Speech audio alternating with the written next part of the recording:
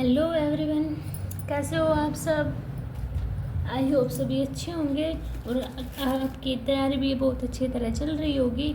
तो देखिए, last video में हमने चाइल्ड डेवलपमेंट के एमसीक्यू क्वेश्चन प्रैक्टिस की थी। तो आज हम नेक्स्ट चैप्टर को स्टार्ट करेंगे। तो देखिए, ये है हमारा लैंग्वेज डेवलपमेंट, ठीक है। तो हम इसके क्वेश्चन प्रैक्टिस करेंगे। तो देखिए क्या दिया हुआ मेरे पास वन लाइनर में, भाषा अधिग्रहण अनुभव की एक प्रक्रिया है। भाषा इनकी language acquisition is a process of experience. भाषा किस गतिविधि में सहायता करती है? तार्किक शक्ति में। भाषा एक सशस्त्र व्यवहार है, उत्तेजना, प्रतिक्रिया और प्रक्रिया का। भाषा चरण दर चरण बाय सीखते हैं। सबसे पहले बच्चा क्या करता है? इमिटेशन यानी कि अनुकरण, फिर रिपीटेशन दोहराना, मेमोराइजेशन याद करना, कंट्रोल नियंत्रित करना, ड्रिलिंग और उसके बाद रीइंफोर्समेंट यानी कि पुनर्लवन करना है। ठीक है, यहाँ तक हुआ क्लियर। अब देखिए, ये हमारी इन्फेंसी, चाइल्डहुड, एडोलसेंस यानी कि इस एज में बच्चे का mass, length, hand, bones, teeth, muscles, heart beat कितनी होती है, ये हम डिस्कस करेंगे। तो देखो, जब बच्चा इन्फेंसी में होता है तो उसका मास कितना होता है? 7.15 पाउंड बॉयज़ का और 7.30 पाउंड गर्ल्स का। एवरेज 7 पाउंड, ठीक है, दोनों का। और चाइल्डहुड में कितना होगा? 80 to 95 पाउंड। और किशोरावस्था में लड़के का लड़की से 25 पाउंड ज़्यादा होता है, ठीक है। अब देखिए मेरी लेंथ कितनी होती है? 20.5 इंच बॉय और 20.3 इंच गर्ल। सबसे कम वर्दी किस में होती है? हमारी चाइल्डहुड में। और लड़का 18 से 21 वर्ष तक बढ़ता है और लड़की 16 वर्ष तक बढ़ती है। अब हेड, कुल शरीर का मस्तिष्क 25% विकास हो लेता है हमारा इन्फेंसी में, और 1/4 पार्ट 90% डेवलपमेंट विकास। और वेट कितना होता है? 260 ग्राम यानी कि। और चाइल्डहुड में कितना होता है? 95% हमारा पूर्ण विकसित हो लेता है और उसका वेट होता है हमारा 1260, ठीक है। और किशोरावस्था में क्या होता है? 1/8वां भाग होता है और विकास हमारा 100% हो लेता है और उसका वजन होता है हमारा 1350। यही हमारे जो मस्तिष्क होता है ना, उसका टोटल वेट होता है 1350 ग्राम, ठीक है। अब देखिए मेरी हड्डियाँ, बोन्स 270 होती है मेरी शैशवावस्था में, 350 चाइल्डहुड में, फिर 206 यानी कि 206 हो जाती है मेरी किशोरावस्था में। अब आता है मेरा टीथ देखो, टीथ पहले नीचे के आते हैं, 20 आएंगे, फिर क्या होगा? 4 वर्ष तक यानी कि 4 साल तक हमारे सभी दांत आ जाते हैं। 27-28 में permanent teeth first in girl यानी कि क्या है? 27-28 परमानेंट टीथ चाइल्डहुड में हमारे लड़कियों में सबसे पहले आ जाते हैं हमारे लिए। और किशोरावस्था में आती है हमारी विजडम टीथ यानी कि जो सा 32वां दांत होता है हमारा 32, ठीक है। मसल्स क्या होता है? कुल बाहर का 23% और चाइल्डहुड में 27% और किशोरावस्था में 44 to 45%। हमारी हार्ट बीट कितनी होती है? 1 मिनट में 140 बार, 6 वर्ष तक 1 मिनट में 100 बार, ठीक है। और चाइल्डहुड में 85 और किशोरावस्था में 72 और 69 इन गर्ल यानी कि लड़कियों में कितनी होती है? 69। ये आपका इम्पोर्टेंट है। ये पिछली बार हमारा स्टेट में पूछा हुआ था क्वेश्चन कि हमारे वेट होता है, वो मस्तिष्क होता है, उसका बार किशोरावस्था में कितना होता है, ठीक है। इसलिए आपके लिए इम्पोर्टेंट है। अब देखो, बच्चा किस भाषा शब्द का प्रयोग करता है उसका पहला शब्द प्रतिनिधित्व करता है। मूर्त वस्तु यानी कि सबसे पहले तो जब बच्चा छोटा होगा, वो जो चीज़ें उसके सामने रखी होगी उनको ही तो देख के कुछ प्रतिक्रिया देता है ना। निम्नलिखित में से कौन सी भाषा की विशेषता नहीं है? उत्पादकता, सामाजिक परंपरा और सीमित सीमा की अनुमति देना, जटिल और अमूर्त विचारों और अवधारणा को समझने में मदद करना। तो कौन सा है? अभिव्यक्ति की एक सीमित सीमा की अनुमति देना। निम्नलिखित में से कौन सा एक भाषा का तत्व नहीं है? कौन सा नहीं है? अर्थ, ठीक है। अब देखिए नेक्स्ट, दूसरे वर्ष के अंत में एक बालक की शब्दावली लगभग कितनी बन जाती है? दूसरे वर्ष के अंत में एक बालक कितने शब्द सीख लेता है? 150 शब्द, ये 150। ठीक है। 2 से 3 साल की आयु का बालक क्या क्या अपना लिंग, नाम या आयु बता सकता है? भाषा महत्वपूर्ण है। क्यों? क्योंकि यह बालक के व्यक्तित्व का विकास करती है। बच्चों में भाषा का विकास निम्नलिखित में से किस आयु में शुरू होता है? भाषा का विकास तो जन्म से ही शुरू हो जाता है। अच्छा, नेक्स्ट क्वेश्चन, किस मनोवैज्ञानिक या भाषाविद ने सुझाव दिया है कि विचार पूरी तरह से भाषा से निर्धारित है? तो किसने दिया है? हमारा स्पीर और वोफरफ ने। ठीक है। भाषा और विचार की परस्पर निर्भरता पर 2 विचार अलग अलग है। क्या? भाषा विचार निर्धारित करती है या नहीं, इस पर उनके विचार। यह सिद्धांत कि हम एक भाषा अधिग्रहण उपकरण के साथ पैदा हुए हैं, ये किसने, यानी कि बच्चा है जो भाषा के अधिग्रहण के साथ ही पैदा होता, तो ये शब्द किसने कहे थे? हमारे नोम चोम्स्की ने। निम्नलिखित में से कौन भाषा के विकास को प्रभावित करने वाला शैक्षिक कारक है? बोली जाने वाली सही भाषा सुनना। किस मनोवैज्ञानिक ने यह सिद्धांत प्रतिपादित किया जिसमें अंत क्रिया को बालक के भाषा विकास में सबसे महत्वपूर्ण माना जाता है? तो किसने किया था? लेव वाइगोत्स्की ने। अब नेक्स्ट देखिए हमारा 13 क्वेश्चन, भाषा विकास का कौन सा सिद्धांत दावा करता है कि भाषा अनुकूलन का एक उत्पाद है? तो कौन सा करता है? व्यवहारवाद सिद्धांत।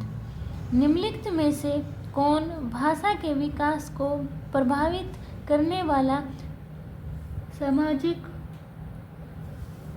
कारक नहीं है? तो कौन सा नहीं है? शैक्षिक वातावरण के साथ परस्पर क्रिया। वाक्य, मैडम साइकिल चलाती है, तो ये क्या वाक्य है? वाक्यात्मक रूप से सही लेकिन शब्दार्थ रूप से गलत है। निम्नलिखित में से कौन सा तथ्य इस सिद्धांत को दर्शाता है कि भाषा हमारे विचारों को वहन करती है? कौन सा दर्शाता है? भाषा की कमी होने पर हमारी सोचने की प्रक्रिया बाधित होती है। भाषा हमारी विचार प्रक्रिया को क्या करती है? नियंत्रित करती है या प्रभावित करेगी? प्रभावित करेगी ना, तो प्रभावित करती है। निम्नलिखित में से किस जोड़ी के सही मिलान होने की संभावना सबसे कम है? तो देखो, भाषा के बारे में कुछ ज्ञान के साथ बच्चे दुनिया में प्रवेश करते हैं। ये तो अभी किया था ना थोड़ी देर पहले क्वेश्चन, तो किसने कहा? नोम चॉम्स्की का है, तो ये तो ठीक है। भाषा और विचार शुरू में 2 अलग अलग गतिविधियां हैं, ये हमारे वाइगोत्स्की ने कहा था, तो ये भी ठीक है। भाषा विचार पर निर्भर है, ये हमारे पियाजे ने कहा था, तो ये भी ठीक है। भाषा पर्यावरण में एक उत्तेजना है, BF स्किनर, ये बात मेरी गलत है। ठीक है। निम्नलिखित में से कौन सा कथन भाषा और विचार पर पियाजे और वाइगोत्स्की के विचारों का सही वर्णन करता है? क्या करता है? पियाजे क्या कहते हैं? पियाजे के अनुसार विचार सबसे पहले उभरता है और वाइगोत्स्की के अनुसार भाषा का विचार पर गहरा प्रभाव पड़ता है। अब नेक्स्ट देखिए, लेव वाइगोत्स्की के अनुसार भाषा विकास मानव विचार की प्रकृति को बदल रहा है। ठीक है, क्लियर हुआ आपका यहाँ तक? ये हो गए हमारे 20 क्वेश्चन। तो देखिए अब हम नेक्स्ट करते हैं हमारा हेरिडिटी एंड इन्वायरमेंट। ठीक है, इसमें कुछ लाइनें दी हुई हैं इम्पोर्टेंट। सबसे पहले हम वो डिस्कस कर लेते हैं। देखिए, मानव विकास को प्रभावित करने वाले कारक कौन कौन से हैं? हेरिडिटी और इन्वायरमेंट। ठीक है, देखिए हेरिडिटी यानी कि वंशानुक्रम। वंशानुक्रम वह प्रक्रिया है जिसके द्वारा माता पिता के शारीरिक व मानसिक गुण संतान तक पहुँचते हैं। वंशानुक्रम स्थायी में प्राथमिक संरचना है, यह प्रकृति का निर्धारण करता है। शारीरिक विशेषताएं जैसे चेहरा, रंग, आँखें, हाथ, पैर, लंबाई, वजन आदि प्रकृति में क्या है? आनुवांशिक है। मानसिक विशेषताएं विशेष रूप से मूल प्रवृत्ति, बुद्धि और अभिक्षमता की प्रकृति अनुवांशिक होती है। अब परिभाषाएं देखिए। माता पिता की शारीरिक व मानसिक विशेषताओं का संतानों में हस्तांतरण ही वंशानुक्रम है। ये शब्द किसने कहे थे? जेम्स ड्रेवर ने। वंशानुक्रम हमारी जन्मजात विशेषताओं का पूर्ण योग है। तो ये किसने कहे थे? हमारे शब्द BN झा ने। अब वंशानुक्रम का प्रोसेस क्या है हमारा? हेरिडिटी का मानव शरीर कोशिकाओं से मिलकर बना होता है। मानव शरीर का आरंभ केवल एक कोशिका से होता है जिसे हम जायगोट कहते हैं, यानी कि संयुक्त कोश। अब जायगोट हमारा दो चीज़ों से बनता है, स्पर्म और ओवम से। माता और पिता की प्रत्येक कोशिका में 23 गुणसूत्र होते हैं और ये मिलकर कोशयुक्त कोशिका बनाते हैं जिसमें 23 जोड़े होते हैं। गुणसूत्रों में जीन विद्यमान होते हैं। आनुवांशिकता की भौतिक और कार्यात्मक इकाई क्या होती है? जीन, ठीक है। और जीन किसके बने होते हैं? हमारे DNA के। अब वंशानुक्रम के पिता क्या है? फादर ऑफ हेरिडिटी के कौन से? हमारे ग्रेगर मेंडल, ठीक है। अब वंशानुक्रम के नियम देखो। वंशानुक्रम के हमारे 6 नियम दिए हुए हैं। सबसे पहला है हमारा लॉ ऑफ कंटिन्यूटी, यानी कि बीज कोश की निरंतरता का नियम। ये बीजमैन द्वारा दिया गया था। सबसे पहले एक्सपेरिमेंट किया गया था नवजात चूहों पर, और शरीर का निर्माण करने वाले गुणसूत्र कभी भी नष्ट नहीं होते। इसमें ये कंक्लूजन आया था, ठीक है। अब देखो सेकंड है मेरा लॉ ऑफ रिसेम्बल बैलेंस, यानी कि समानता का नियम। समानता का नियम कैसे? जैसे माता पिता होते हैं वैसे ही संतान होती है। अब है मेरा विभिन्नता का नियम। विभिन्नता का नियम यानी कि बालक अपने माता पिता के बिल्कुल समान न होकर कुछ भिन्न होते हैं। ये नियम किसने दिया था? डार्विन और लैमार्क ने। विभिन्नता के कारण क्या है? उत्परिवर्तन और प्राकृतिक चयन। अब फोर्थ है मेरा प्रत्यागमन का नियम, यानी कि लॉ ऑफ रिग्रेशन। क्या है? बालक अपने माता पिता के विशिष्ट गुणों की अपेक्षा जो सामान्य गुण है उनको अपना लेते हैं, इनकी ग्रहण करते हैं। अब law of transmission of acquired trait, अर्जित गुणों के स्थानांतरण का नियम। क्या है? जीवन काल के दौरान माता पिता द्वारा अभिघृत लक्षण बच्चों को हस्तांतरित नहीं किए जाते हैं। कुछ लक्षण जन्म से होते हैं, लेकिन कुछ हमारी ज़रूरतों के अनुसार खुद को समायोजित करने के लिए ग्रहण किए जाते हैं। इसके लिए लैमार्क ने जिराफ की लंबी गर्दन का उदाहरण दिया। जैसे कि कैसे? अब जिराफ थे हमारे, उनको खाना खाने में प्रॉब्लम होती थी, तो क्या थे वो पेड़ों से तोड़ने के लिए अपनी गर्दन को उठा के ऐसे तब फल फ्रूट खाते थे। इससे क्या हुआ कि उनके जीन्स थे उन्होंने एक्सेप्ट कर लिया, तो आगे उनकी जो प्रजाति होती गई क्या होती गई? उनकी गर्दन लंबी होती गई, ठीक है। उन्होंने क्या कर लिया? ज़रूरत के अनुसार खुद को उसमें एडजस्ट कर लिया। अब जीवन सांख्यिकी का नियम ये किसने दिया था? फ्रांसिस गाल्टन द्वारा। जरूरी नहीं कि बच्चे में सिर्फ माता पिता के गुण आए, उसमें दादा दादी, नाना नानी और उसके पूर्वजों के गुण भी आ सकते हैं। अब देखो मानव विकास पर वंशानुक्रम का प्रभाव। शारीरिक लक्षणों का प्रभाव किसने दिया था? कार्ल पियर्सन ने दिया। बुद्धि पर प्रभाव, मूल शक्तियों पर प्रभाव थॉर्नडिक ने दिया। प्रजाति की विश्रेष्टता पर प्रभाव किलनबर्ग ने दिया। महानता पर प्रभाव गाल्टन ने दिया। सामाजिक पहलू पर प्रभाव विनशिप ने दिया। चरित्र पर प्रभाव डगडेल ने दिया। अब इसकी परिभाषाएं देखने। मुझे चाहे जो बालक दे दो, आप जो कहोगे मैं उसको वो बना दूंगा। ये है हमारा वोटसन, JB वोटसन। वातावरण वह बाह्य शक्ति है जो हमें प्रभावित करती है। ये हमारा किसने कहा था? रोस ने। अब पर्यावरण में क्या क्या शामिल है? परिवार, पड़ोस, समाज, विद्यालय और मित्र। अब मानव विकास पर वातावरण का प्रभाव। शारीरिक विकास का प्रभाव, मानसिक विकास पर प्रभाव, व्यक्तित्व पर प्रभाव, स्वयंगात्मक विकास पर प्रभाव, प्रजाति की श्रेष्ठता पर प्रभाव, ठीक है। अब देखिए थोड़े वन लाइनर क्वेश्चन। वुडवर्थ के अनुसार डेवलपमेंट किसके इक्वल होता है? हमारा हेरिडिटी मल्टीप्लाई इन्वायरमेंट के, ठीक है। ये आपको याद करना है, ये कई बार स्टेट में भी और DSSB में भी क्वेश्चन देखने को मिला है। अब देखिए गुणसूत्र, कोशिका के केंद्रक में धागे जैसे कण जो वंशानुगत कारक का वहन करते हैं। जीन गुणसूत्र का भाग है जो वंशानुगत में मिली विशेषताओं को निर्धारित करता है। नर में XY तथा मादा में XX गुणसूत्र होते हैं। पिता के शुक्राणु कोशिका बच्चे के लिंग का निर्धारण करते हैं। गर्भधारण के समय प्रत्येक बच्चे को 46 छोटे गुणसूत्र प्राप्त होते हैं। 23 उसके फादर से और 23 उसकी मदर से।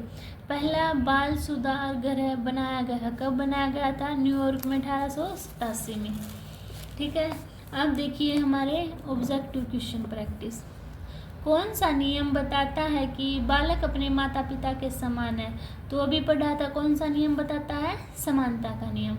निम्नलिखित में से कौन बुद्धि पर आनुवंशिकता के प्रभाव पर आधारित नहीं है? कौन सा नहीं है? नैदानिक अध्ययन। अब पिता के गुणों के परिवर्तन का सिद्धांत किसके द्वारा प्रतिपादित किया गया था? मेंडल के द्वारा। निम्नलिखित में कौन व्यवहारवादी नहीं है? तो कौन नहीं है? फ्रायड। आंतरिक वातावरण का क्या अर्थ है? घर का वातावरण। माता पिता से अपने बच्चों में शारीरिक और मानसिक लक्षणों के परिवर्तन को आनुवंशिकता अनुक्रम कहा जाता है। ये शब्द किसने कहे थे? जेम्स ड्रेवर ने। अब नेक्स्ट देखिए, कौन सा नियम शिक्षा के अंतर्गत नहीं आता है? कौन सा नहीं आता है? धर्म। माता पिता से बच्चों में हस्तांतरित गुणों को कहा जाता है, क्या कहा जाता है? आनुवंशिकता अनुक्रम। आनुवंशिकता अनुक्रम व्यक्ति की जन्मजात विशेषताओं का कुल योग है। निम्नलिखित में से ये किसने कहा? BN झा ने। कौन सा आनुवंशिकता का प्रभाव नहीं है? शारीरिक लक्षणों पर प्रभाव पड़ेगा, वृद्धि पर प्रभाव पड़ेगा, चरित्र पर भी प्रभाव पड़ेगा। तो कौन सा नहीं है? D।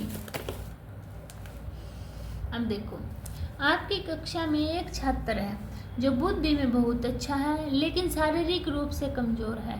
आप उसके पिता से मिलते हो और पाते हो उसके पिता की भी बुद्धि उससे भी अधिक है, पर वह भी शारीरिक रूप से कमजोर है। आपके अनुसार इसका क्या कारण हो सकता है?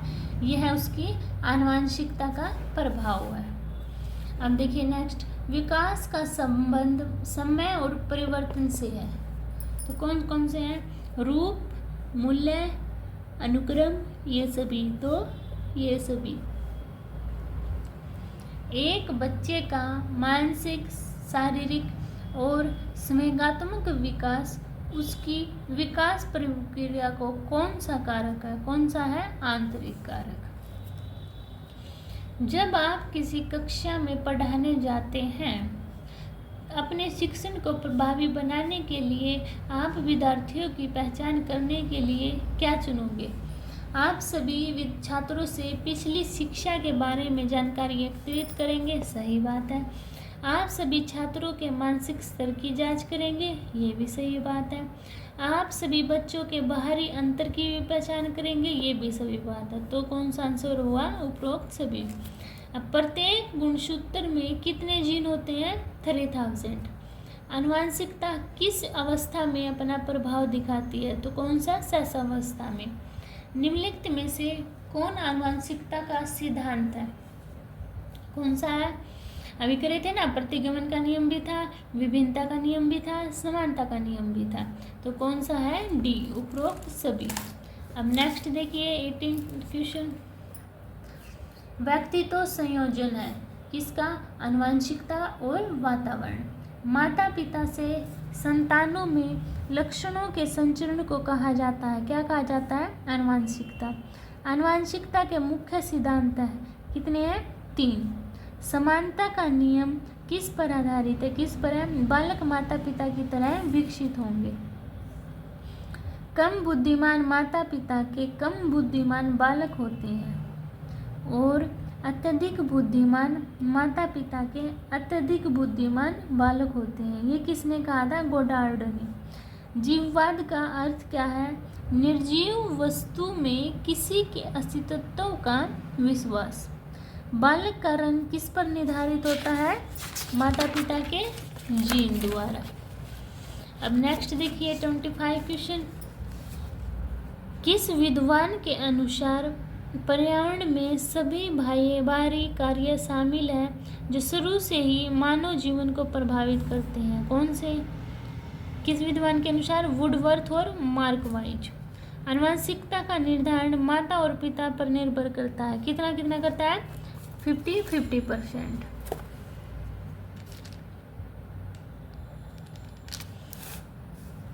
बुद्धि पर आनुवंशिकता के प्रभाव को देखने के लिए किन्हों ने सैनिक के पूर्वज का अध्ययन किया? किसने? गोडार्ड ने। अब आनुवंशिकता अनुक्रम का यह सिद्धांत किस तथ्य पर निर्भर करता है कि प्रत्येक उपयोग चाहे पशु पर हो या मानव पर विकास के सामान्य या विशिष्ट पैटर्न को प्रभावित करता है? सही बात। यह सिर से पांव तक विकास का अनुसरण करता है? सही बात। विकास क्रम रीढ़ की हड्डी से शुरू होता है और फिर बाहरी विकास में जाता है? सही बात। तो उपरोक्त सभी। बचपन की प्रकृति किसके अनुसार होती है? माता के अनुसार और पिता के अनुसार, तो दोनों के अनुसार। महिलाओं के जीन में कितने गुणसूत्र होते हैं? 23।